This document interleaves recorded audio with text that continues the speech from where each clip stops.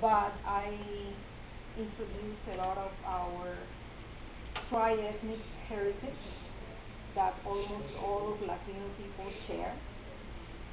So this is what the poem talks about, and Carmen is going to be interpreting some moods according to the words of the poem. And with all of it, we are giving, it's kind of a symbolism. So she's going to follow the poem with the mood, and the musicians are going to be playing softly with the poem also. The poem is called I Am Cumbia Soul. By the way, Cumbia is the national dance of Colombia, and it is the most representative of our tri-ethnic heritage. So it originated with Africans mainly, but it also has the melody of the Spanish side and also the Dresden. And it has some of the steps that the woman does, especially, have to do with our indigenous heritage. So that's the idea behind this special program. I am Cumbia Soul. I am Cumbia Soul. I come from diverse ancestors, from the wild Caribe, whose warrior spirit rises me, and the cynic Ugara, whose calm demeanor satisfies my attitude. I am Cumbia Soul. I come from African slaves, whose drumbeat thugs from within earth's primal roots through my veins to guide my hips and my shoulders and my feet. I am Cumbia Soul. I come from Spanish criollos, whose lyric language gives armor to my poetry. I am Cumbia Soul. Dances and songs, flutes and maracas, caracolas and sounds, a tropical moon, a night in a hammock. Here's to the Spanish, to the African, to the Wayuu, and the Kogi, and the Chibcha, all my great, great, great ancestors. So here's to all my brothers and sisters, to your bomba and ranchera soul. Here's to the Maya, to the Inca, to the Arawak, to the Guarani, to the Boricua, to the Aztec. Here's to our great, great, great ancestors. Oh my God.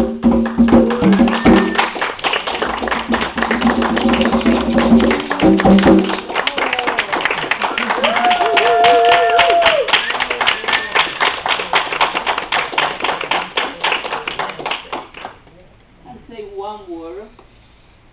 This object is called a poporo, and it's an authentic object that was acquired at the Sierra Nevada de Santa Marta, where the Kogi live. This is the object that they use to masticate and prepare the coca leaves that sustain them through the hardship, hard work, and hard life that they have. So there is lime here, the calipa, and the enzymes that are with the saliva are combined with this special tool, and there are constantly worked into a paste. As they work hard and hard, they will go.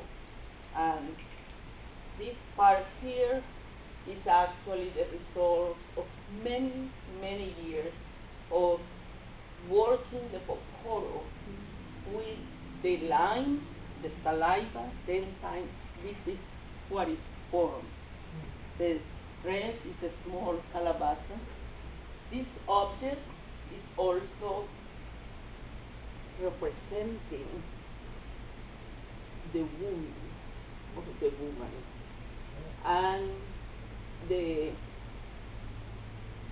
act of procreation. Wow. And comes the Kogis are extremely wonderful weavers. This is one of the many, many bags that you can buy. Big ones where they transport their belongings to the little ones where they take the poporos to the fields and to the mountains. When they come down from the mountains to the Caribbean Atlantic coast, they do for trade.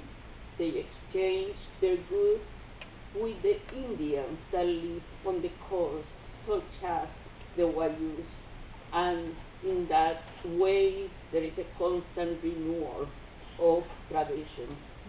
The Colombian government presently has paid special attention to all the indigenous cultures, and there are representatives of them to the Supreme Court and in the new constitution. They had been plagued by horrible problems because of guerrillas. That is no longer the case, and I invite you to investigate through the internet the spirituality, the religious, the economic, everything about the comics, and I can assure you that you will find them to be a very, very special kind of human being. They call us the little brothers. They are the big brothers, and they believe that they sustain the earth, and we, little brothers, are there to preserve, not to destroy. So they are extremely environmentalists. And the way that they bring their philosophy and their religion is through example. So you want to be in uniform, you want to be in sync with the earth, little brother, please follow big brother. Thank you. Thank you very much.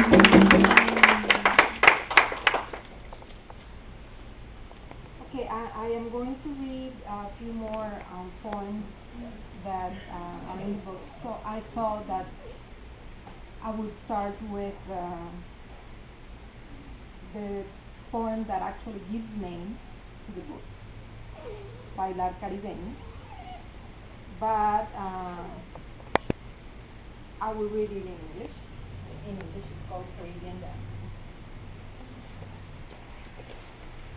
Drums and millets through the dance paradise evening spent in palm trees and thatched islands, hipped in sync with the murmur of contagious hypnotic tunes, turning pretty thunders, bodies coming together in a frenzy of sensual joy, tight, sinuous embraces, pairs of thighs merged indistinguishable, chests inseparable, shoeless feet entangled, one candescent respiration and slippery perspiration, one mass of swing shorts and suits, One blend of fabric colors, blue, yellow, becoming green, over oscillating flesh.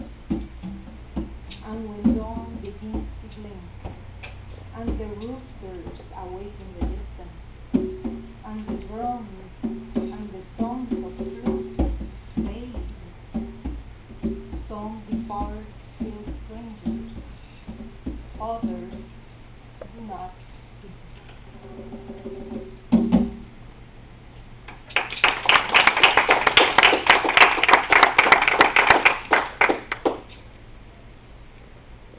And of course, here's the poem called simply Cumbia. And this describes what Cumbia is all about. Cumbia. Red, white, lace, ribbon, colors, a candle, skirt hand in hand outstretched to the stars, light of bonfires, feet and hips, subtle moves, elegance, drums, maracas, flute, a touch of tropic, a slice of rhythm, a shot of rum, a pinch of the sea, palm trees, a smile, pride, grace, ancestry, native Indian, Criollo, and African, Cumbia.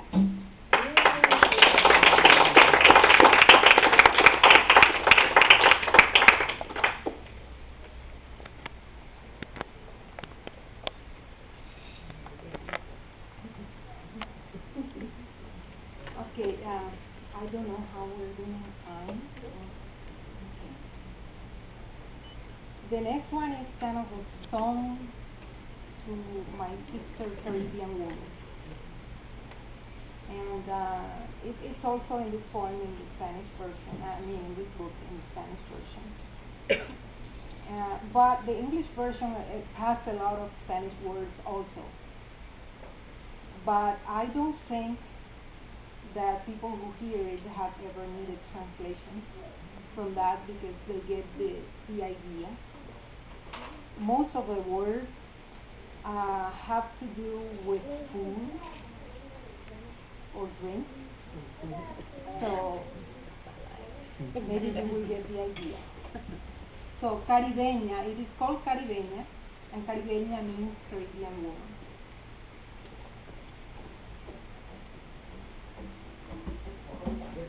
Caribeña.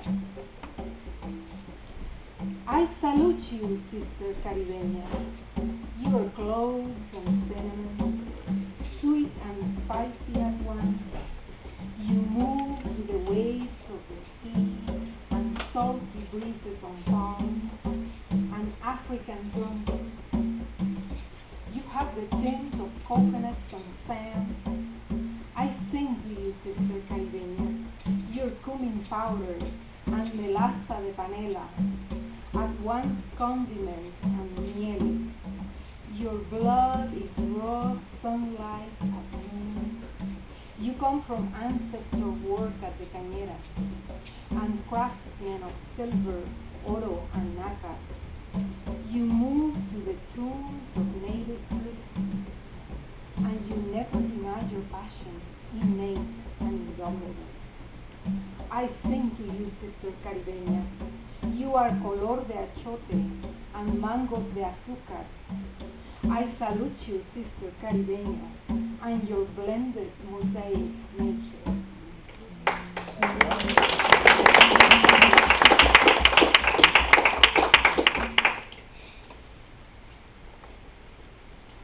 And if you want to hear this, most of these poems, I read in an interview that I had with Nikki Rainey at 88.1 on September 2nd, and it's still being podcasted for the next 2 weeks at 88.1 kbhx.org. Yes. So it's been podcasted, and she Nikki invited me to talk about my book, and I read some of these poems also. And here she is.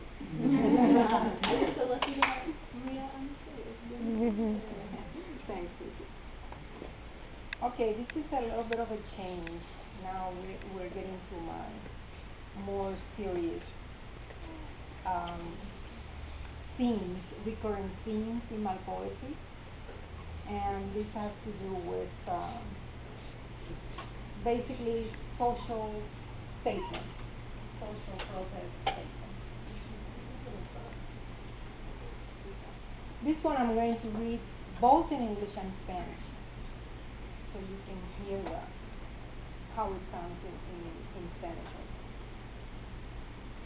Every time I go back to Colombia, I use public transportation there. And whenever I get into a bus, there's these vendors. There's these people who come in to sell you just about anything. So this is in response to that observation. Bus peddlers. They sell you candy. They sell you prayers. They sell you their sisters. They sell you water in bags. They sell you pastries and wraps. They sell you their mothers. They sell you fruit. They sell you songs. They sell you themselves. They sell you anger. They sell you guilt. They sell you their shame. Vendedores en buses. Te venden dulces, te venden plegarias, te venden a tus hermanas. Te venden fruta, te venden panes desenvueltos, te venden a tus madres. Te venden agua en bolsitas, te venden canciones, te venden a sí mismos. Te venden ira, te venden culpa, te venden su vergüenza.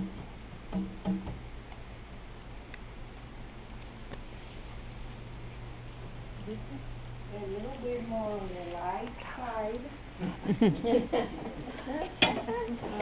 It's also in the book, the Spanish version, but here I have the English version, and it's basically on parenting.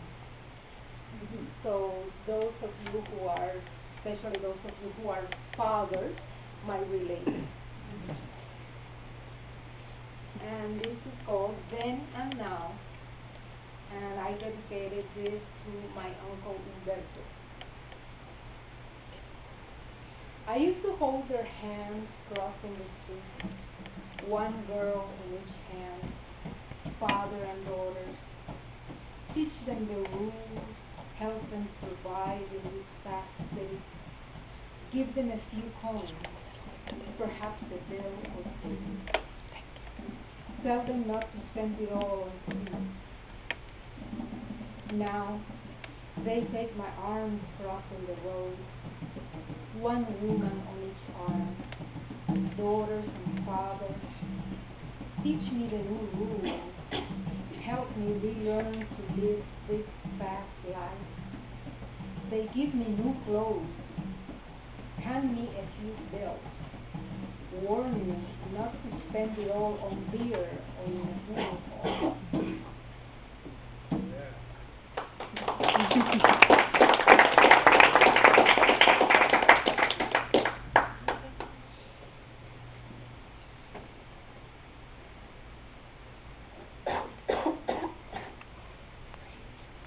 Not too heavy.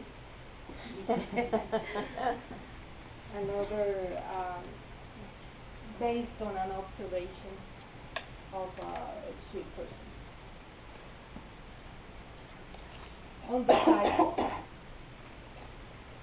asleep at noon on the sidewalk, skin and bones in baggy shorts, baggy t-shirts, and dirt. Under your head, you clutch bags with your belongings, a tin bowl, toothbrush, perhaps another shirt. Your sheet, an old plastic sack that someone used in the past, to carry yuca to the market. The rusted truck cabin we used as shelter before, collected by the city in a futile effort to gentrify the area. Exiled to the sidewalk, you sleep when and where you can, your exhausted mornings after a night of servicing shoppers at a nearby filling station.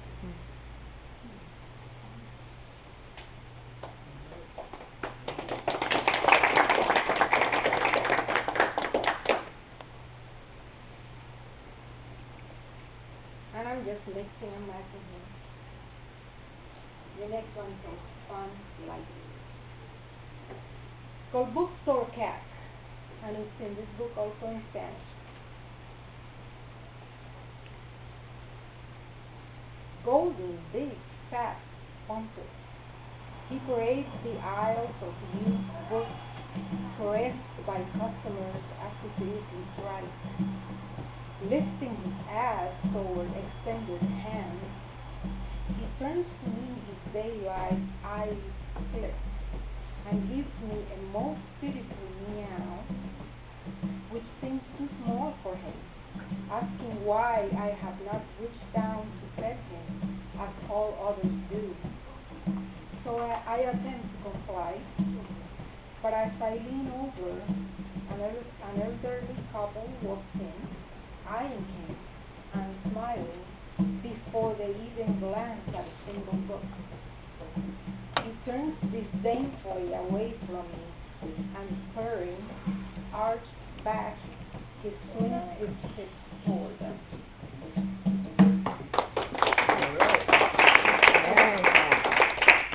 And maybe there's the library cat here.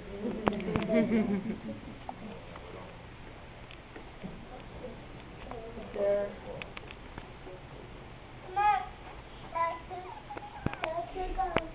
Another poem that I have in this collection it has been published in English by Statue, the local literary journal, and it refers to what many minorities may feel at some point in their life, just walking into a store or something like that. That's what it refers to. It's called Will You Feel Safer? Will you feel safer if I don't linger in your bookstore aisle, flipping pages, or taking extra time finding the correct size or color in your department store? If I don't feel the fabric texture of the pants you sell, forcing you to pretend to work nearby, neglecting your job to keep an eye on me? Will you be at ease if I don't call your business phone and ask you in accented tone to clean my house, to fix my washer, to mow my lawn, to work in my yard, to mend my shoes? Will you be surprised if I reveal to you my occupation, if I tell you of my hobbies, if I am not pushing a custodian's cart or holding a mop, broom, or brush, and I am instead about to lecture at a philosophy convention?